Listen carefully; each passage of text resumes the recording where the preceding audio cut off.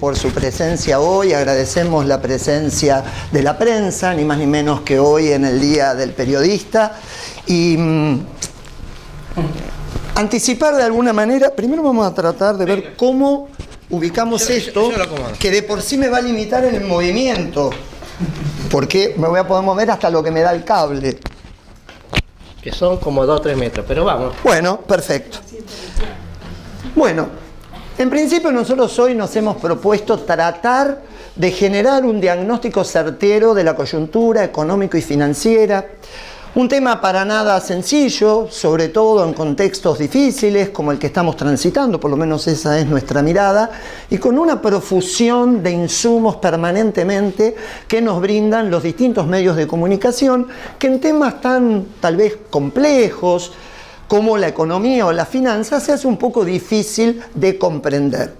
La propuesta o las preguntas que vamos a tratar de hacernos es hasta qué punto hoy por hoy estamos defendiendo nuestra soberanía o por el contrario la estamos entregando, cuál es el rol que hoy están jugando y qué situación tienen nuestras pequeñas y medianas empresas, tanto del campo como de la ciudad, y vamos a ir analizando qué implicancias tiene este tan mentado superávit fiscal y como contrapartida qué es lo que está pasando con la economía real, en definitiva, con lo que nos pasa a todos y cada uno de nosotros. Hemos puesto un título, tal vez, como se dice en la jerga gancho, el semáforo de la economía, del superávit a la recesión, y para poder ir metiéndonos en el tema, les proponemos entonces, para hacer honor justamente al título, empezar a pensar en un semáforo.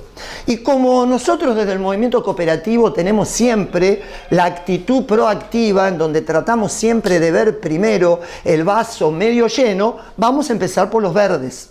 Ya habrá tiempo para ir analizando los rojos. Hoy por hoy, ¿cuál es el verde principal que por lo menos en forma genérica ofrece la economía? Que está instalado prácticamente en todos los medios, todos los portales. El superávit fiscal. Esa es la vedette del éxito económico. ¿Qué significa superávit para el Estado? Groseramente, una diferencia entre los ingresos fiscales contra los egresos superavitaria. Entra más de lo que sale. O sea que acá sí hay plata. Está sobrando. El cuadro de situación se conforma, ¿los tapo? Se conforma por gastos y por ingresos. Básicamente, este sobrante se ha generado por un recorte importante en el gasto, casi el 30%, que fue lo que determinó que en este periodo, esto es información pública, hace referencia al primer cuatrimestre del año, haya excedentes. Básicamente ese excedente está conformado por 3 patas. Por un lado, la no ejecución presupuestaria, o sea, partidas que están asignadas para gastar en tal o cual ministerio, secretaría o programa, que el Estado decide no usarlas. Por otro lado, el recorte, ¿verdad? O sea, podar determinadas partidas, no pagar las deudas. Lógicamente, como en una economía doméstica, cuando nosotros recibimos ingresos y no pagamos los compromisos, como las tarifas de luz, el alquiler, la cuota del colegio o la prepaga, nos va a sobrar plata. Obviamente eso tiene patas cortas. Y lo vimos con claridad en un hecho que fue público, como por ejemplo el no pago a CAMESA. CAMESA es un organismo que administra básicamente la energía en nuestro país. Recibe los pagos del Estado y luego los distribuye entre los distintos generadores. El Estado no pagó una deuda que se estima en más de 2.000 millones de dólares, que fue en gran parte lo que determinó este sobrante en este periodo. ¿Qué se hizo con ese paquete de deuda que llegó a poner en riesgo el normal suministro de la energía eléctrica en el país? Se le otorgó un bono con quitas en dólares de acá al 2038. Se tiró la pelota para adelante, pero presupuestariamente permitió que sobrara plata porque se va a pagar en forma diferida.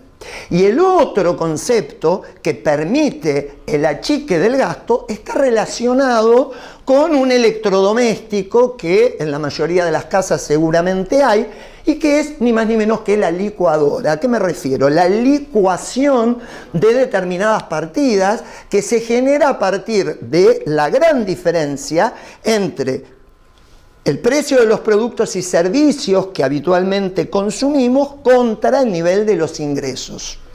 Ahora, veamos cómo eso se refleja en la administración pública, porque estos son grandes conceptos, pero es importante empezar a bucear, por lo menos en forma genérica, por dónde vienen esos recortes para entender muchas de las noticias y de las cuestiones que hoy vemos y compartimos en los distintos portales y en los distintos medios radiales, por ejemplo. A grosso modo, ese recorte de casi el 30% del gasto se logró a partir de una reducción de todas las partidas del Estado.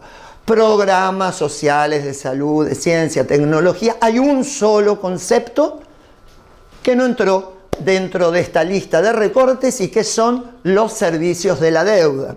Con lo cual acá empezamos a generar una situación de inequidad, porque parece que la plata no falta para todos, sino para las mayorías, pero hay algunos como los acreedores que tienen aseguradas las partidas porque incluso lejos de haberse mantenido, creció la disposición del Estado en este periodo para pagar los servicios de la deuda.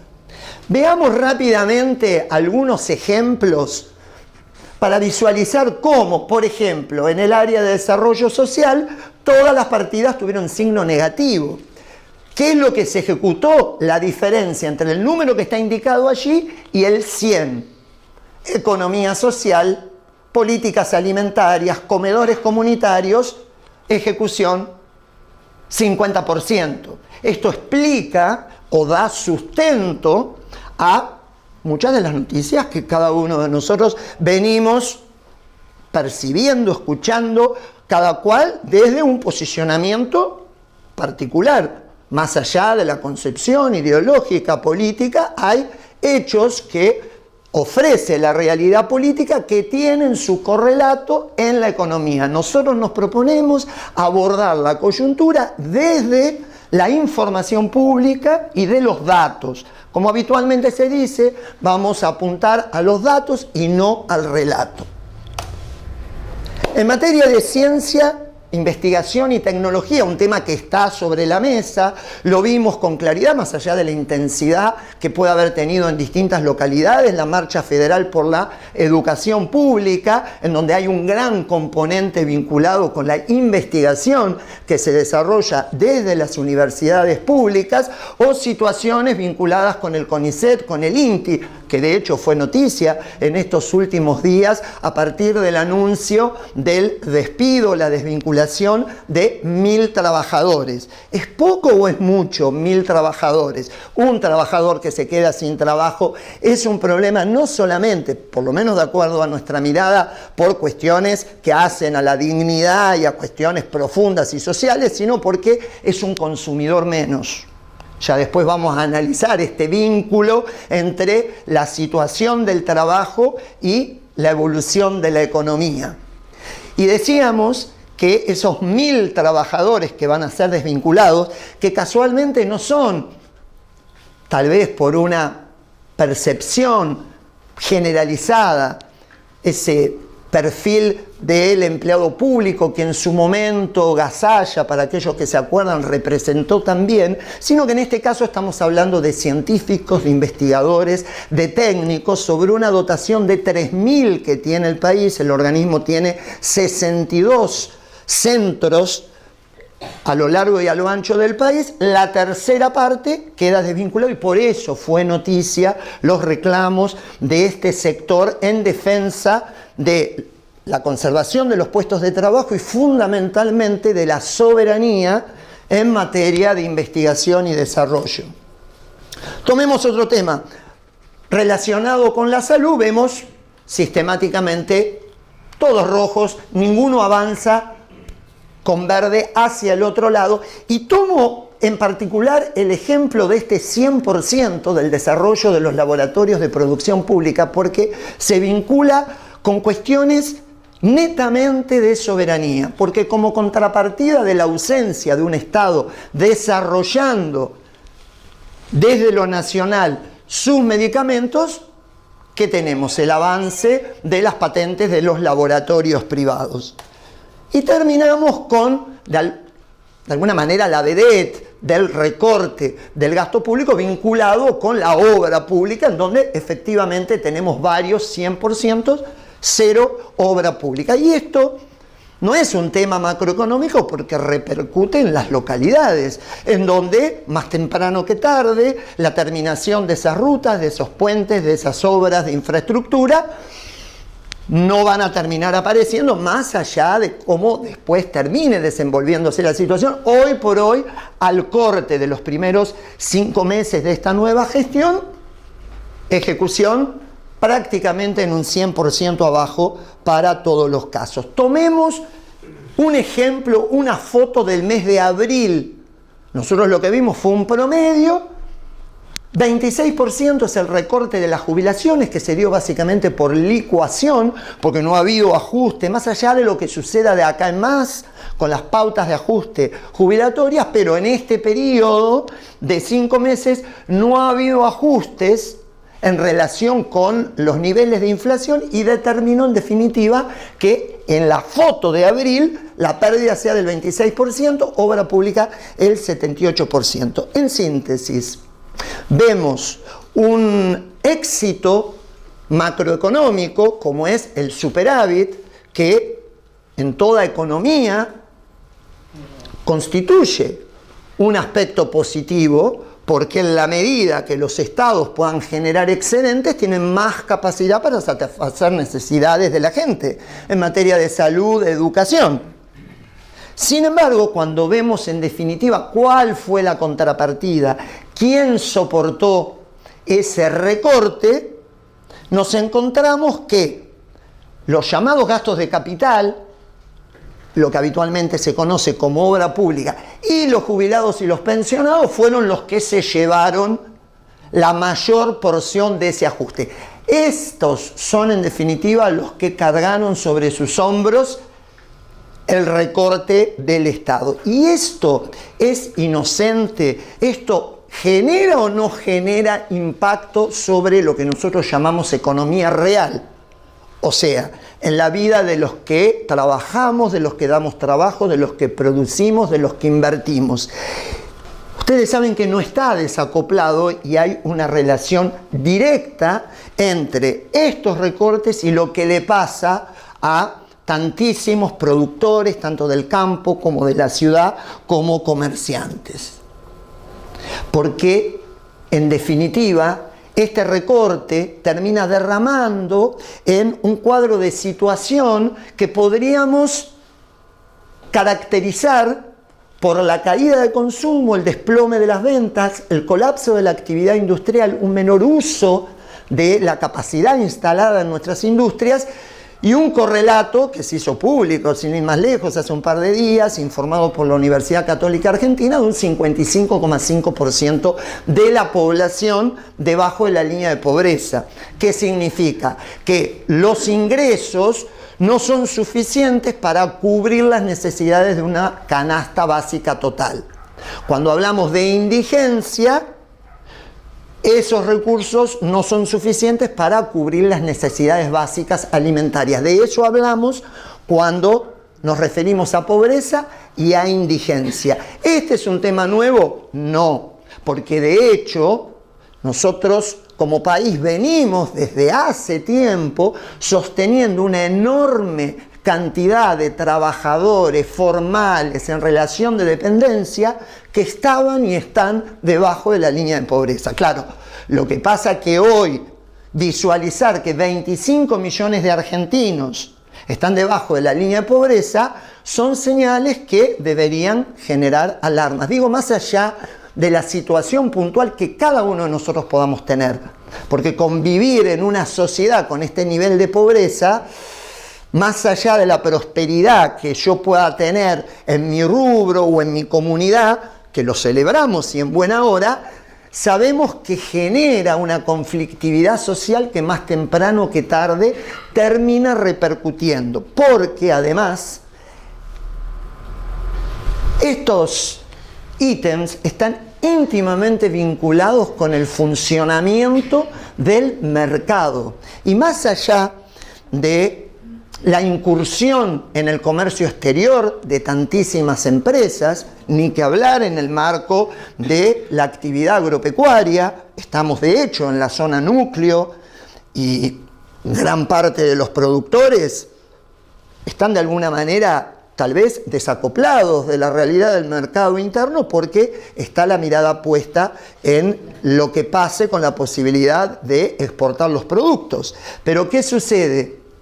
La realidad de nuestro país pasa fundamentalmente por el mercado interno. Prácticamente el 70% del PBI es mercado interno y la vida de las pequeñas y medianas empresas en su enorme mayoría está vinculado con el mercado interno. Yo les propongo rápidamente visualizar algunos datos oficiales que permiten consolidar este diagnóstico que no es caprichoso, que responde a información pública. Lo vamos a hacer rápidamente porque tampoco tenemos la voluntad de extendernos en estos colorados que de alguna manera nos maldisponen. Y además me parece que a esta altura del partido, más allá de las realidades particulares de cada uno de nosotros, compartimos una visión generalizada sobre el derrumbe de las ventas. Vemos que los comercios venden menos, más allá, insisto, de las realidades de cada comunidad, y que hay un deterioro en la capacidad. Implica una recesión más profunda, que dura más tiempo, y después se sube, pero no tan abruptamente. Parecería que incluso dentro del gobierno ya la U no le cierra porque no es representativa de la realidad. Entonces algunos, buscando entre todas las letras del abecedario, encontraron la W, se fueron al final y dijeron, esta es la mejor representación de lo que va a pasar de acá hasta fin de año. Una fuerte caída, que nadie discute porque los números lo confirman, una rápida recuperación que todavía no se da, pero que en algún momento se va a dar, porque además en economía, cuando comparamos con números tan negativos, basta que tengamos apenas un repunte, nos da un porcentaje del 40 o el 50% arriba. Pasó un poco con la sequía, digo, para hablar de temas puntuales, en donde en el comparativo interanual estamos obviamente acá arriba, pero ojo, que tuvimos un año tétrico por la sequía. ¿Y por qué se visualiza que después de haber subido se puede volver a bajar? Porque ahí muchos economistas empiezan a meter un factor que ya empieza a generar alguna cosquilla e inquietud, que es la devaluación. Una posible devaluación que volvería a hacer caer la supuesta posible recuperación de la economía. Porque esto ya pasó. En el mes de diciembre, el 14 de diciembre, todos recordarán, hubo una fuerte devaluación que acomodó el tipo de cambio y que permitió equiparar el nivel de rentabilidad de tantísimos sectores que venían castigados, pero que al no existir una contención y una política de Estado para proteger a determinados sectores, particularmente los más vulnerables, como son los trabajadores, los pequeños y medianos empresarios, se fue íntegramente a precios. Entonces, expulsó por debajo de la línea de pobreza a cientos de miles de argentinos. Entonces, los que piensan en la W evalúan que de existir una devaluación, tras esa recuperación, que tampoco tienen claro cuándo se daría, se volvería a caer. Entonces, como esto realmente genera alguna inquietud, porque toda vez que en nuestro país hablamos de devaluación, se nos pone la piel de gallina, dijeron mejor desechemos la W.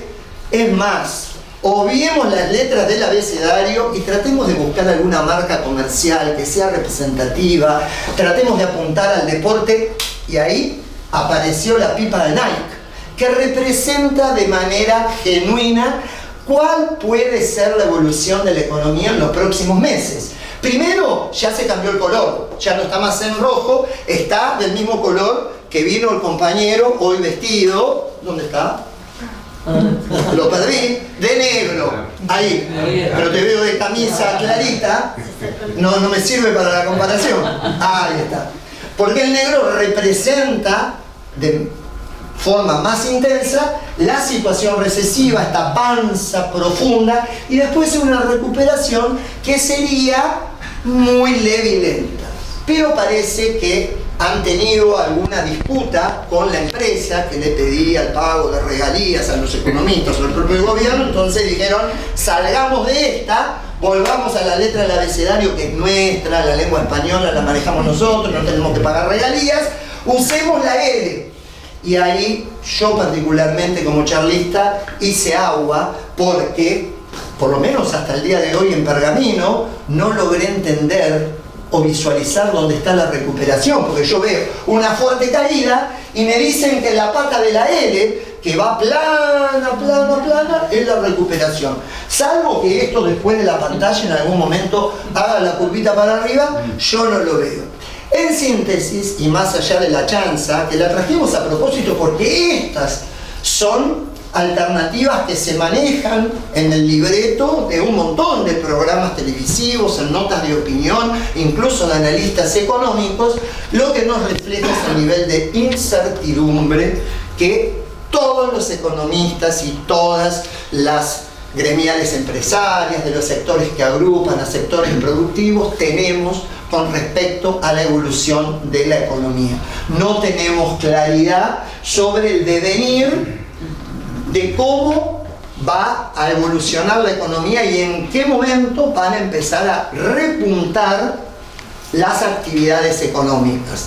Nosotros, frente a esta situación, y para no abortar la charla en este lugar, porque realmente si así fuera no nos van a invitar más, hemos decidido incursionar en los amarillos, porque si no quedábamos rengo con el semáforo, vimos verdes, relativos, rojos, y nos vamos a meter con los amarillos. Tratamos de visualizar tres elementos que creemos son los que hoy por hoy están sobre la mesa de la discusión económica y política, y los invitamos a profundizar un poquito esta cuestión. Uno es la inflación. Ustedes me dirán, bueno, pero si la inflación está bajando, ya no es un problema. ¿Por qué lo vamos a poner acá? Lo tendríamos que haber ubicado en los verdes. Recordemos, diciembre 25%, mes a mes fue bajando, el último informe correspondiente al mes de abril fue el 8,8%, acá preparamos un cuadrito, 8,8%, claro, 289 en el comparativo de los últimos 12 meses, es más, mayo todavía no está informado, pero está ya preestablecido que estará entre el 4 y el 5%. Claro, en el medio, ¿qué pasó? El miércoles pasado, en el boletín oficial, se publicaron los nuevos cuadros tarifarios y entonces ahí ya, a partir de junio, va a empezar a impactar en forma directa el valor de las boletas de luz y de gas. Y además, por ejemplo, en julio va a impactar el resto que todavía no se reflejó en los precios del impuesto a los combustibles. Ustedes recordarán que hace una semana, 10 días, aumentaron los combustibles promedios, según por supuesto las zonas del país, un 3,5%, 2% producto de la evolución del dólar y un 1,5% fue una parte del aumento previsto del impuesto a los combustibles. Se estima que lo que falta reflejar en el precio del litro de combustible va a impactar recién en julio y representaría algo así como el 18%. Con lo cual entonces, esta curva decreciente difícilmente se pueda sostener. Es más, aunque se sostenga la curva decreciente, y incluso si prácticamente se ameseta y no hubiera aumentos, volvemos con la situación que planteábamos anteriormente, un nivel de ingresos por acá abajo, y aunque la inflación sea cero, esa brecha no se puede cubrir porque la pérdida de poder adquisitivo no se recupere, aunque en los meses subsiguientes los ingresos de jubilaciones o de salarios empaten a la inflación. Esta brecha, que es la que mantiene abajo el consumo, no se cubre. La economía por sí sola no lo va a compensar si no hay acciones públicas concretas para inyectar recursos o políticas para dinamizar el mercado interno. Además, recordemos que cuando hablamos de este 8,8 que es decreciente, si hacemos el acumulado entre diciembre y abril, nos ubicamos en una inflación del 109%. Entonces, parecería que el tema de la inflación no está zanjado. Y mucho menos si consideramos que la lógica para explicar la inflación que nosotros vemos en el marco de este modelo no responde a la realidad. Porque fíjense, ¿por qué arrancamos hablando del superávit? Porque está instalado que el exceso del gasto por parte de los estados obliga a emitir moneda para cubrir el rojo, porque si no, ¿cómo se paga? Y esa emisión es inflacionaria. La culpa la tiene el Estado, que gasta mucho, por eso hay que generar superávit. Y de esa manera se lograría bajar la inflación. Bueno, más allá de que no está funcionando demasiado, hay ejemplos concretos a lo largo de toda nuestra historia de que no hay una relación biunívoca entre una cosa y la otra. Ejemplos, dos, solamente para no cansarlos. Año 2018, mediados de año, el gobierno de turno toma un préstamo de cerca de 45.000 millones de dólares con el Fondo Monetario Internacional.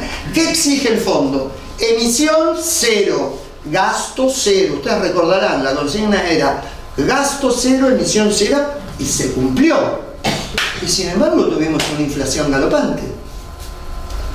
Hace muy poquitos meses, frente al aumento de los precios de los supermercados, el gobierno se enojó y para disciplinarlos los amenazó y cumplió con abrir las importaciones.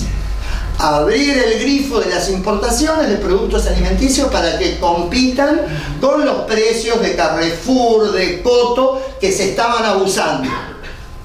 Y a mí la verdad que se me desmoronó el castillo de naipes, porque si resulta que la inflación se daba por el exceso del gasto, ahora resulta que algo tienen que ver los formadores de precios, que parece que los señores supermercadistas y los grandes grupos concentrados venían aumentando los precios a lo que dé lugar, independientemente de la estructura del costo, porque no había una correlación entre el aumento de las tarifas, las paritarias, el aumento de los insumos.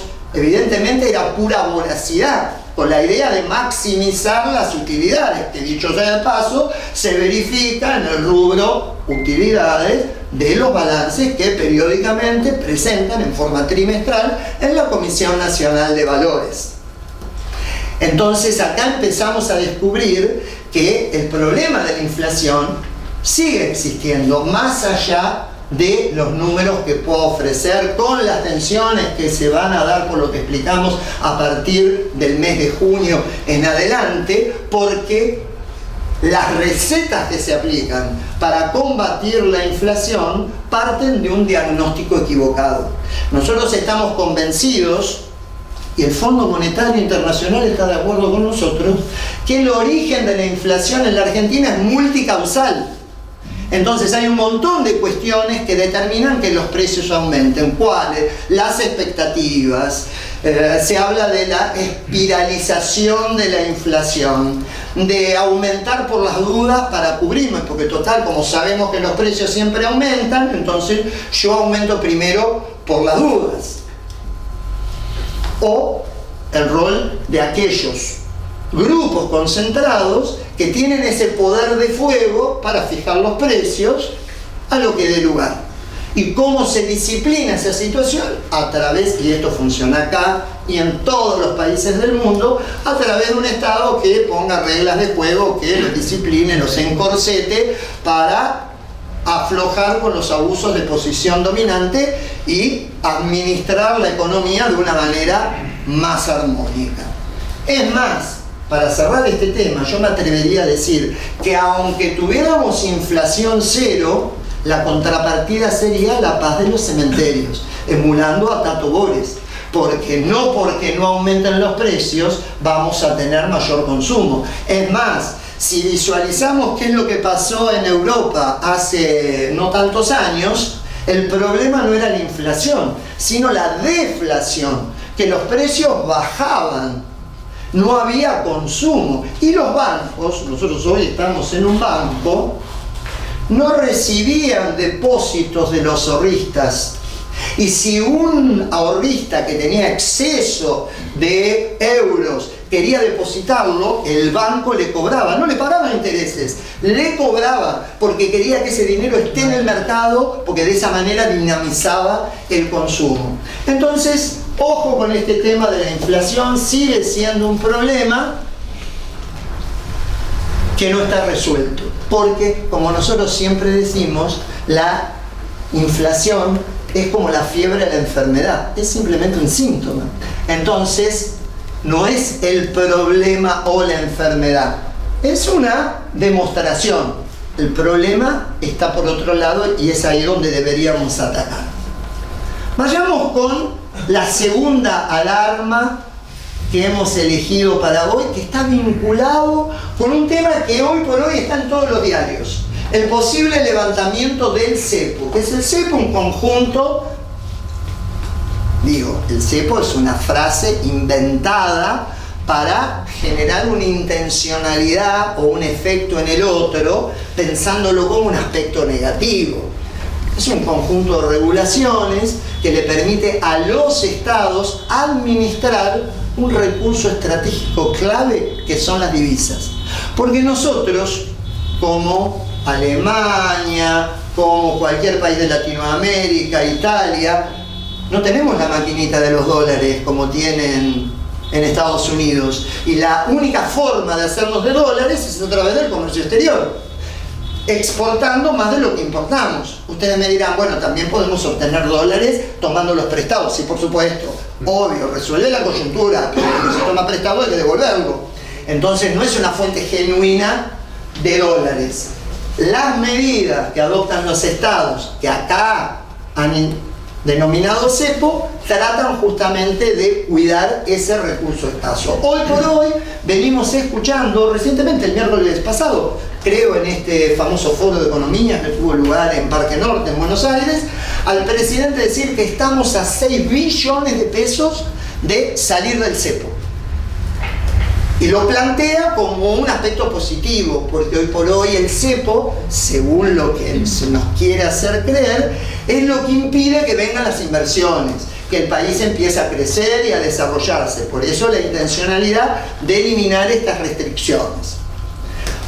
¿Por qué habla de 6 billones? Es un tema técnico que no los quiero complicar. Hace referencia a la deuda que en definitiva tiene el Estado con los bancos por el exceso de liquidez. Los bancos reciben por cuenta y orden de sus ahorristas, de sus clientes o de sus asociados fondos que, por ejemplo, colocan en un plazo fijo y con parte de esos pesos se colocan los préstamos. Cuando se reciben muchos depósitos, como está sucediendo en los últimos tiempos, y pocos préstamos por diversos motivos, ese excedente los bancos no lo pueden tener en una caja de zapatos por ahí escondida, que el gerente por ahí abre el armario y empieza a sacar todo lo que sobró, que no pudo colocar, sino por cuestiones de seguridad y de regulaciones, incluso internacionales, lo tiene que entregar al Banco Central.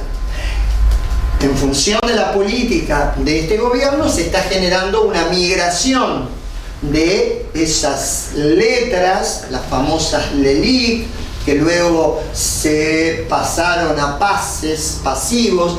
Yo lo digo a propósito de esto simplemente para que alguno pueda relacionarlo con muchas de las cuestiones que uno escucha y que por ahí no entiende, se está generando una migración hacia el tesoro, no el Banco Central, sino que esa deuda la toma el tesoro. Está abocado el gobierno en este proceso y le quedarían 6 billones de pesos que todavía faltan transferir del sector privado, porque el resto de esa plata es del sector público. Entonces eso obviamente se compensa y se encuadra. Pero omite decir que en realidad para poder levantar estas restricciones se necesitan dólares que no están. ¿Por qué? Porque las restricciones impiden que el que quiere acceder al mercado único de cambios, o sea, que quiere comprar dólares oficiales, pueda hacerlo. Hoy por hoy hay un montón de sectores que por las normativas vigentes no pueden acceder a esos dólares. Por ejemplo, los importadores. Y eso genera problemas porque hay un sinfín de importadores que necesitan acceder a los repuestos, accesorios, piezas, partes, insumos para su proceso productivo. En los primeros 4 meses del año hay pisadas importaciones por 9.268 millones de dólares. Si se levantara el pie de ese denominado cepo, todos los que importaron van a exigir los 9.000 millones de dólares para pagar a sus proveedores. Corresponde. Hoy por hoy están en un marco de cuotificación. Pueden acceder en forma cuotificada según los bienes, rige el plazo determinado para uno, para otro, pero no pueden en forma automática, salvo por ejemplo para los alimentos. Ahí se liberaron las importaciones y permitieron acceder a los dólares, mientras que el productor que necesita importar insumos para su proceso productivo, digo productor, una industria, un productor agropecuario, no puede hacerlo.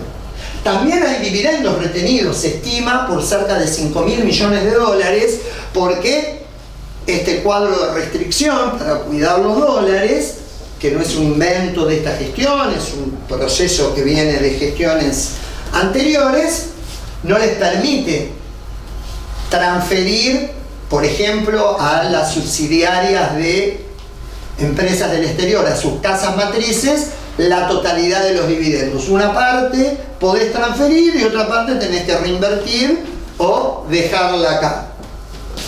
También hay deuda tomada por el sector privado, no deuda pública, que se generó sobre todo entre el 2016 y el 2019, en muchos casos autopréstamos entre representantes de empresas extranjeras y sus casas matrices, que hoy por hoy en función de las regulaciones pueden pagar un 40% y el otro 60% están obligados a refinanciarlas. Si se levantara esas restricciones, si se levantara el cepo, son exigibles cerca de 3.200 millones de dólares. Y la última, hay muchos otros ejemplos, está vinculado con la situación, por ejemplo, de los depositantes de plazo fijo. Hoy por hoy hay una masa que se estima en unos 35.000 billones de pesos que están depositados en los bancos, en plazos fijos, en fideicomisos. Pongamos el ejemplo del plazo fijo, que vienen perdiendo por goleada contra la inflación. Imagínense, ¿cuál es la tasa promedio por mes? 2,5, 2,7. Bueno, la inflación fue del 8,8. La inflación del mes que cerró será del 5 contra el 2 y pico. Perdieron por goleada. ¿Qué posibilidades tienen de irse a otras inversiones? Y hoy por hoy están atrapados, no hay mayor margen. Hasta el mes pasado, cuando algún asistente de las charlas me preguntaba, bueno, ¿cómo invertimos nuestro sobrante, nuestro excedente? Le podríamos haber dicho, bueno, comprar mercadería. Pero claro, por ejemplo, en el rubro alimenticio, y tenemos casos concretos, que habían comprado en abril 2 o 3 equipos de yerba a un determinado precio y a los 20 días le bajó el precio el 20%. Entonces no fue negocio haber comprado para estoquear en esta lógica de que siempre los precios aumentan porque resulta que ahora bajan. Y eso se viene dando también en otros rubros, en algunos otros rubros. Entonces el tema se complejiza. Hoy por hoy hay una limitación de $200 por persona para acceder al dólar ahorro. Más allá de que hoy por hoy muchos de los pequeños tenedores de dólares que están debajo del colchón en una caja de seguridad los vienen vendiendo para poder pagar los gastos corrientes.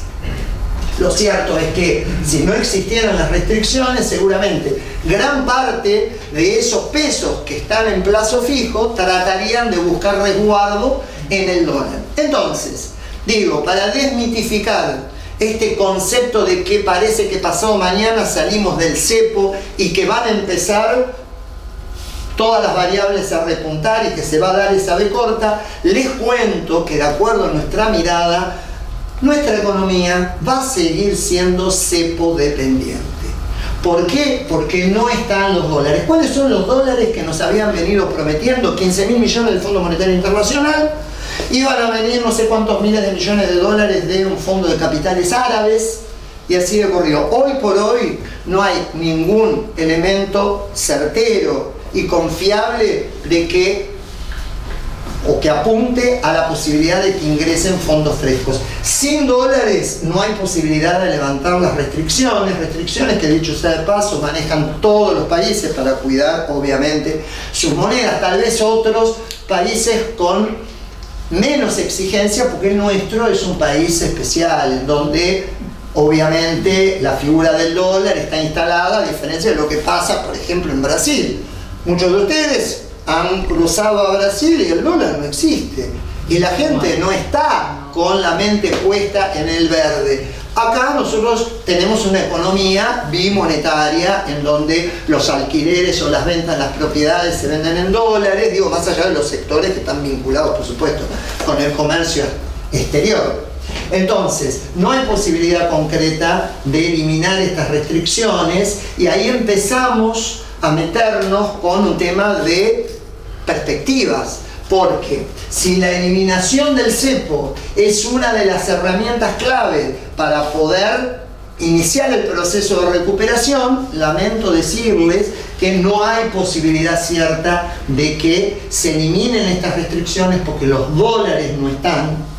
Y si se avanzara en esta situación sin los dólares, como siempre ha sucedido en los periodos de crisis en nuestro país, o en cualquier otro país del mundo, la variable de ajuste, ¿cuál es?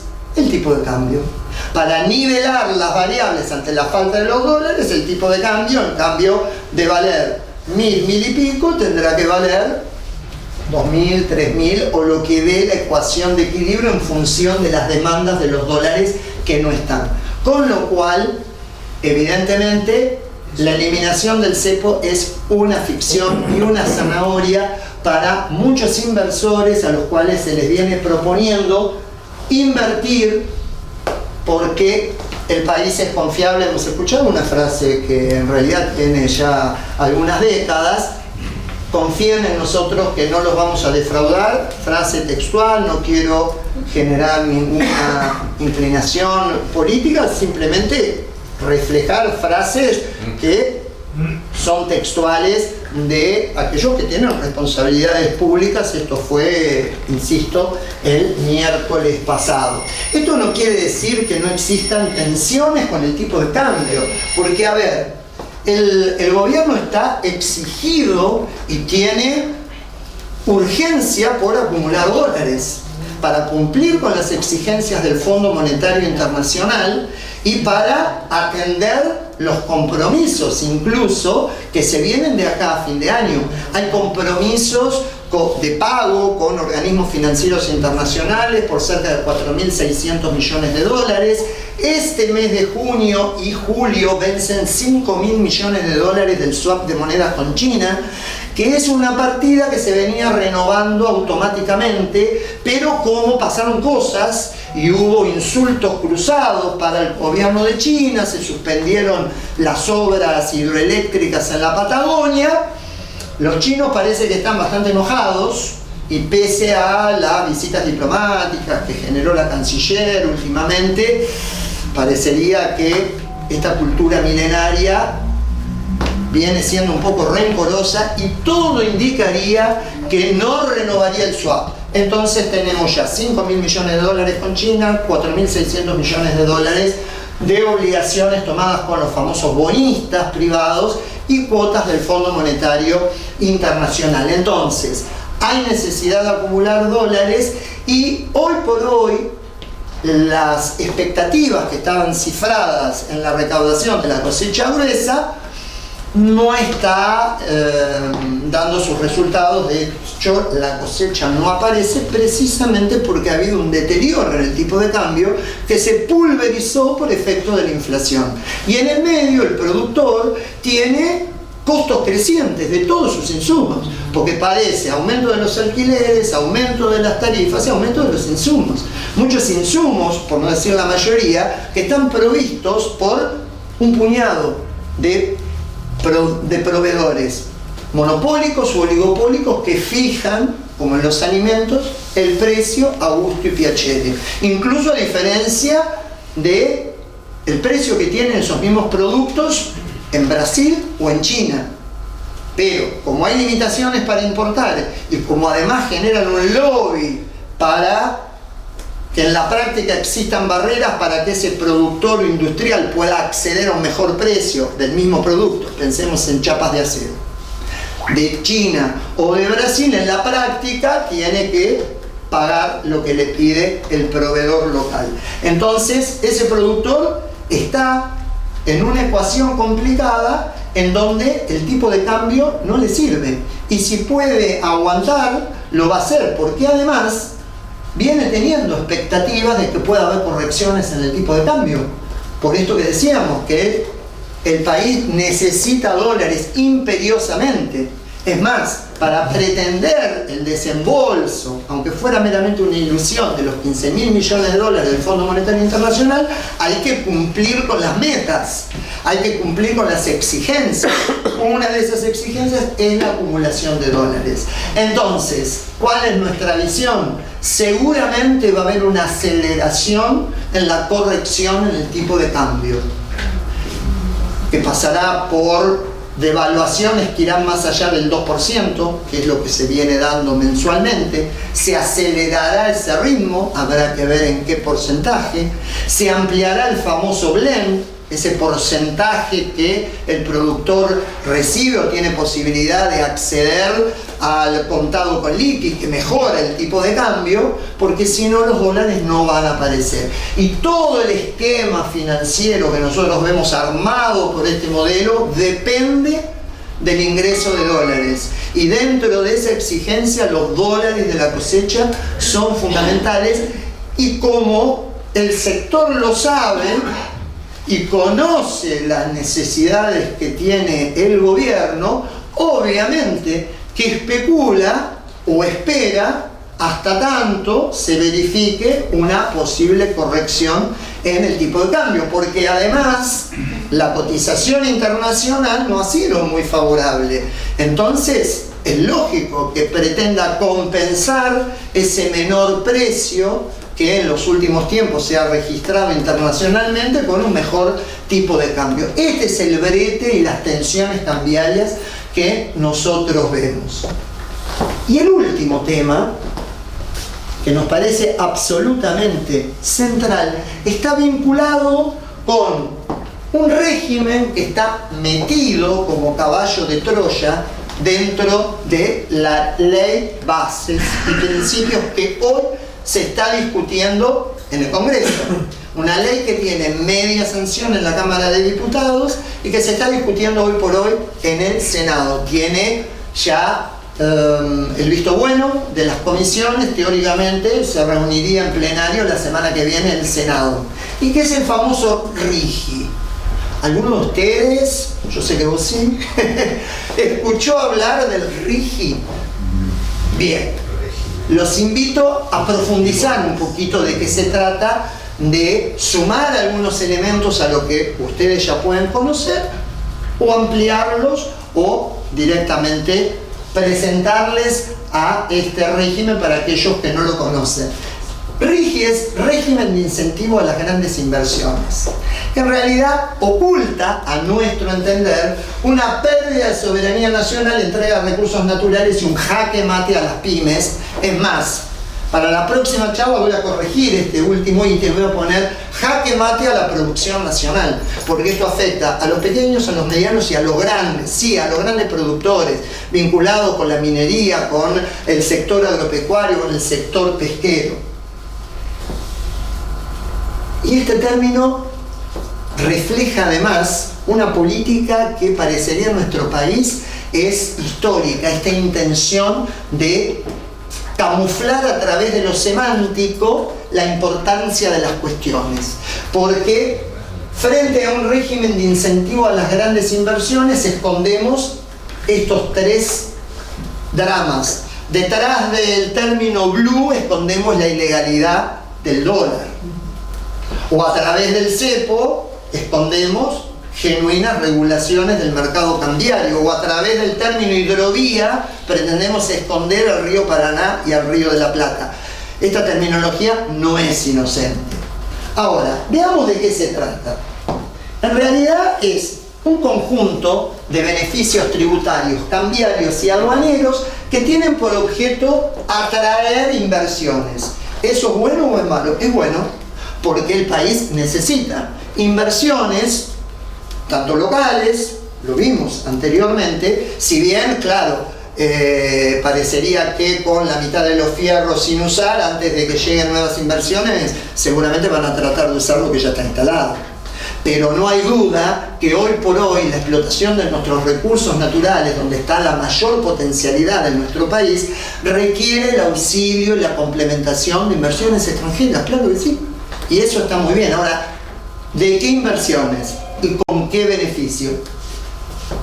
Simplemente a título de ejemplo, los beneficios tributarios, como habitualmente se acostumbra acá y en otros países, son favorables para incentivar la entrada de capitales para que entren en la Argentina y no entren en otro país. Esto lo hacen los municipios. Porque en definitiva, ¿por qué Arcor se instaló en Salto? Seguramente porque los beneficios tributarios que le ofrecía en su momento el municipio habrán sido, y pongo ahí el dedo en la llaga seguramente, ¿no? Habrán sido mayores que los que ofrecían otros municipios, o habrá habido intereses, prebendas, extorsiones, no sé. Lo cierto es que es genuino que los estados generen incentivos para atraer inversiones o capitales. Hay reducción del impuesto a las ganancias, que en principio y genera un poco de violencia porque en la misma ley se reimplementa la cuarta categoría que prevé el impuesto sobre los laburantes. Entonces, al estar en la misma ley, genera un poquito de inequidad. Pero es una herramienta válida. Hay beneficios en materia de lo que tienen que tributar los dividendos de los integrantes de esas empresas, la mitad de lo que habitualmente tiene que pagar cualquier productor industrial nacional, y a partir del tercer año no paga nada.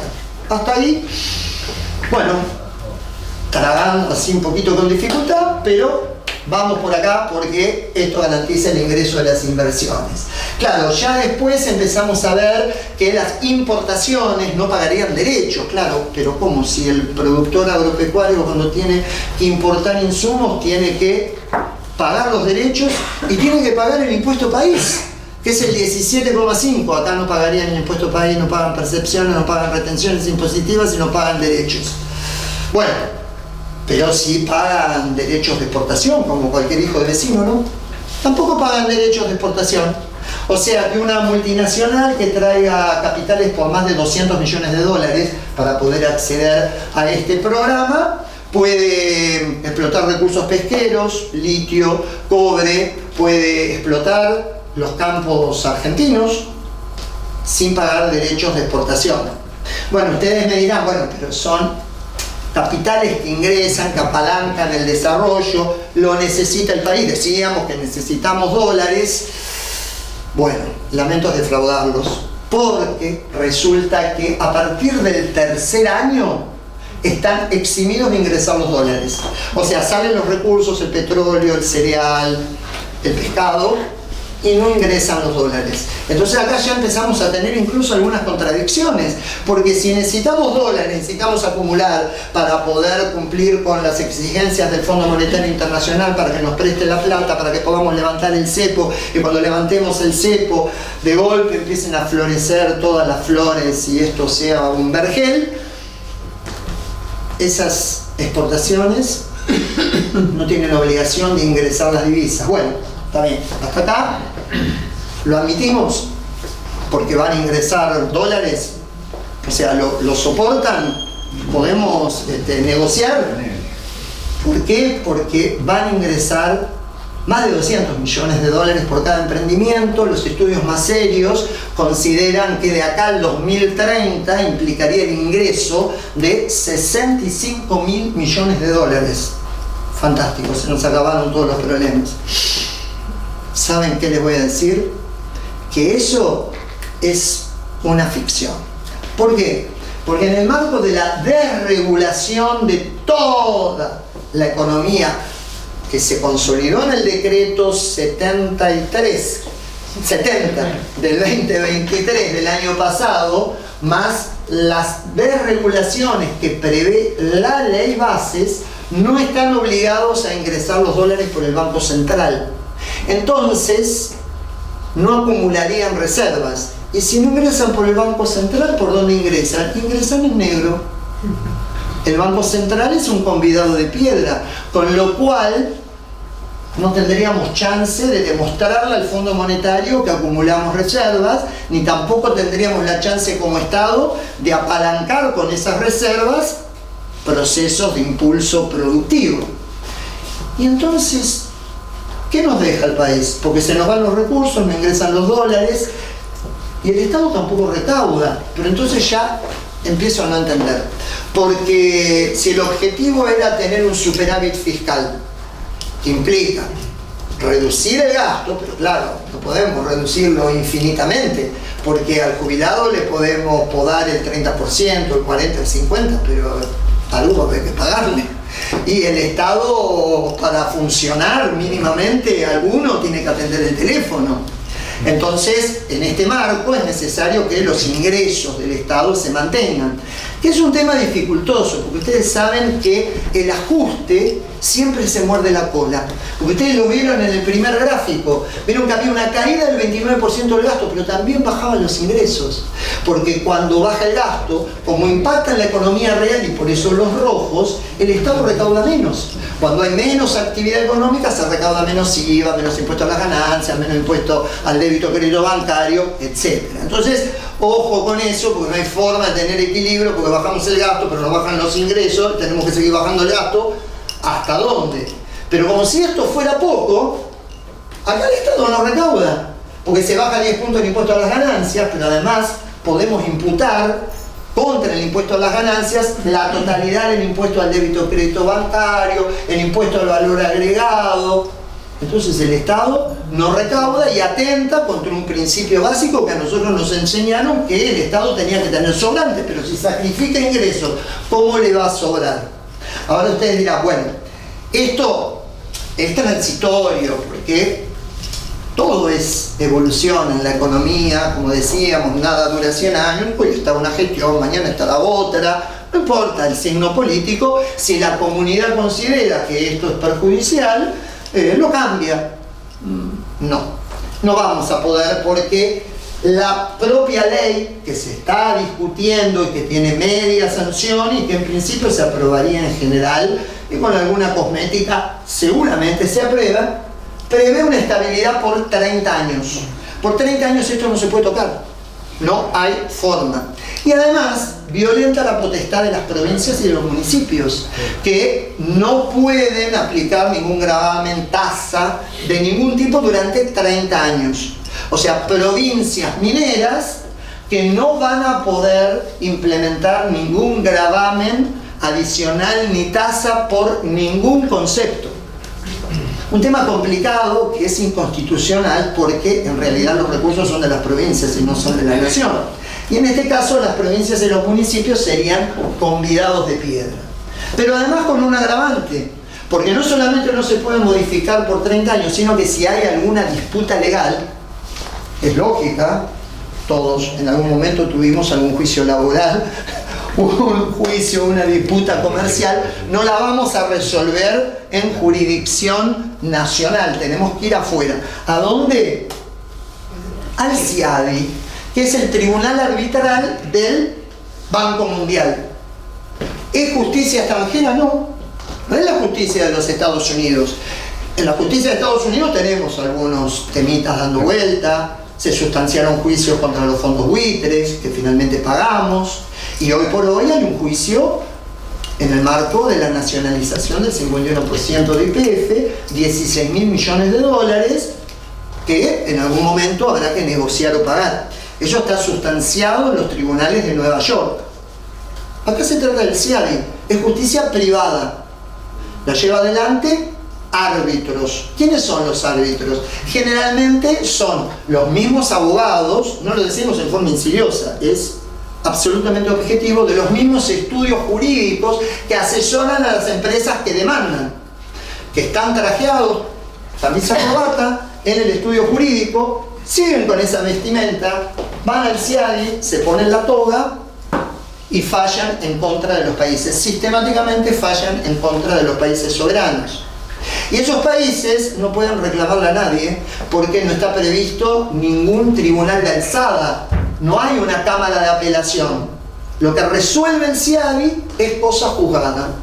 No se puede reclamar en ninguna instancia. Y todos los antecedentes en la historia, tanto Argentina como de los países latinoamericanos, en general todos los países que reciben inversiones extranjeras y que se someten a estos tribunales, sistemáticamente han fallado en contra, no hay antecedentes de fallos favorables.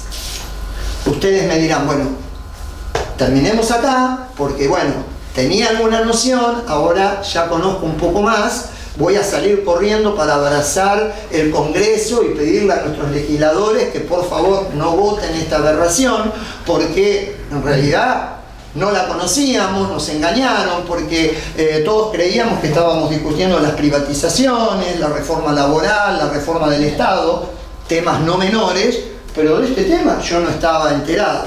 Pero para poder tomar el primer micro a Capital Federal, tenemos que estar informados de toda la data vinculada con este tema, y todavía nos falta una cuestión no menor, vinculado con la posibilidad cierta de que nuestro país se convierta en una guarida fiscal. ¿Por qué?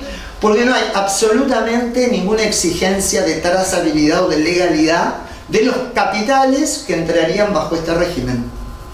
Un régimen que, dicho sea de paso, no tiene absolutamente ningún país del mundo. Y esto me parece que es un tema que tenemos que prestar atención, porque tenemos también que compararnos con el resto del mundo. ¿Para qué lado va el mundo? ¿Qué está haciendo? Digo, en un marco de destrucción de la industria nacional, países desarrollados, Estados Unidos, protegen a la industria y cierran sus fronteras, cuidan a sus trabajadores y a sus industrias. Tal vez no pasaba en otras épocas, década del 80, consenso de Washington, donde en el marco de la liberalización, Estados Unidos, Inglaterra, se corrió como Estado y dijo: hagan, nosotros no nos metemos. Esos estados hoy dieron un giro. Hoy ese consenso de Washington tiene otro perfil. Un estado con un rol activo que apuntala a las actividades estratégicas, le pone el ojo para que las industrias no se vayan a Taiwán, al sudeste asiático, que se queden en Estados Unidos. Es otro estado. Entonces me parece que también tenemos que visualizar por dónde marcha el mundo y por qué lado vamos nosotros. ¿Por qué decimos esto de guarida fiscal y no lo decimos nosotros? Lo dice la GAFI. La GAFI es el Grupo de Acción Financiera Internacional, que depende de lo que hoy es el G7, los principales países del mundo. Digo, esto no lo dice un partido político de Argentina o el movimiento falangista de acá o de allá. Lo dicen los países desarrollados. Este organismo fue creado para prevenir, justamente el lavado de capitales.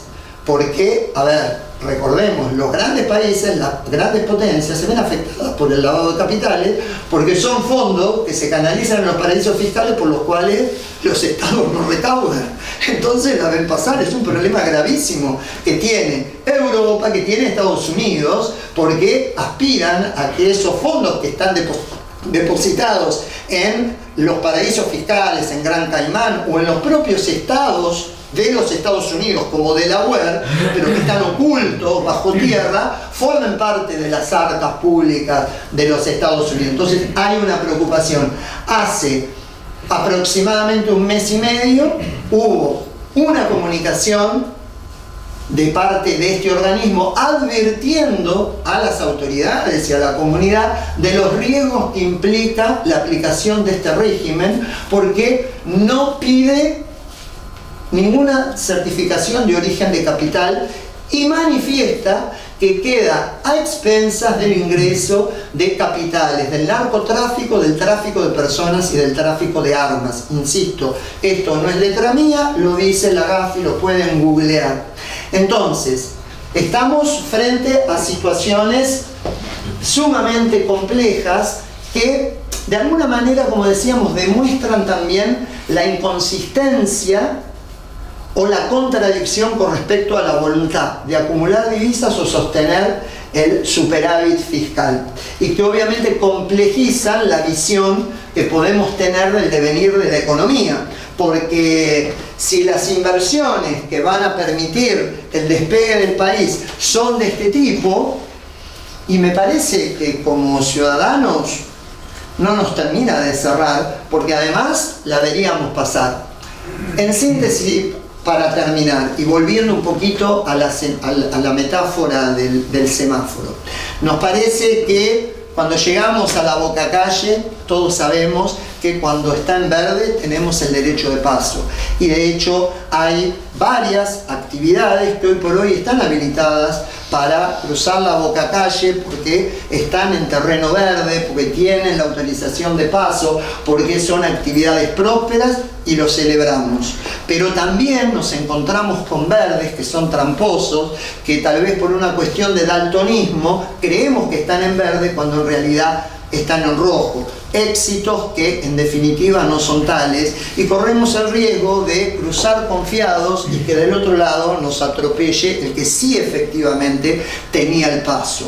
Cuando tenemos la luz roja, claramente sabemos que nos tenemos que quedar detenidos, pero en economía y en la vida, cada vez que nos quedamos detenidos, en realidad estamos retrocediendo, porque los demás avanzan y nosotros nos quedamos. Finalmente, cuando está la luz amarilla, tenemos dos opciones: o quedarnos expectantes, viendo en qué momento se toca fondo y se inicia la recuperación pretendida de la B corta, simplemente como espectadores, o por el contrario, dar el paso ciudadano comprometido y ser parte de la construcción de un proyecto alternativo, básicamente que tenga la producción, el trabajo y a la soberanía como banderas, porque nosotros, como movimiento cooperativo, comprometido históricamente con la realidad de la comunidad, sabemos que ese es el único camino para construir una sociedad más justa y más solidaria.